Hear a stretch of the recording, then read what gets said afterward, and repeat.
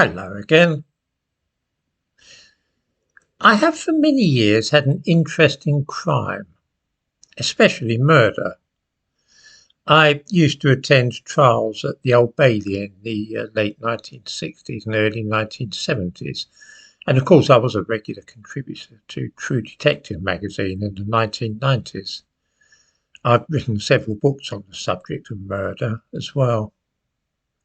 Perhaps because of this, I can recall to mind all kinds of facts about British killers.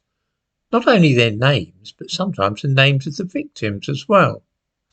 For instance, when talk turns to Mara Hindley, a very famous serial killer, many of us remember names of her victims like Leslie Ann Downey and Keith Bennett and so on.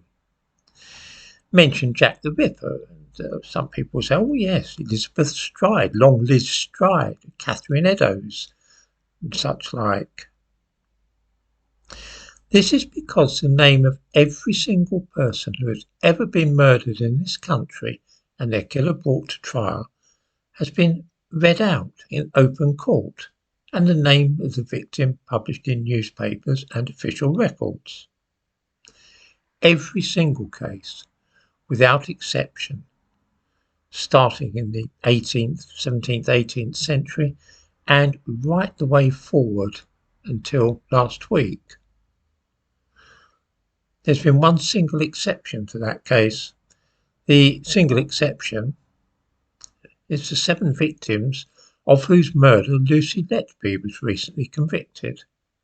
Their names are being kept secret, and no photographs or even drawings made by court artists are allowed to show their families. All those affected by this case are anonymous shadows.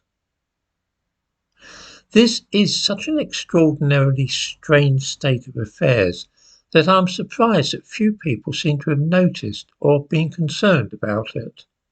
Such a thing has never been seen before, and even when babies or children are murdered, their names are freely reported and read out in court. What it amounts to is that for the first time in British legal history, a person has been convicted of murdering a string of people, but we're not allowed to know who she is supposed to have killed. This really is not a good situation. It is the kind of thing which is tailor-made for generating conspiracy theories of the Sandy Hook kind. Some viewers might recall how there have been persistent rumours circulating in the United States that nobody was actually killed in the high school shooting at Sandy Hook. And this was despite the names of all the victims being widely publicised. What possible motive anybody could have for concealing the names of the victims in the Lucy Letby case, I cannot imagine. It goes very much against the idea of open justice, and I should be curious to see if we are offered some explanation in the future, or if the names of the victims of one of the most prolific serial killers of recent years in this country are to be kept secret forever.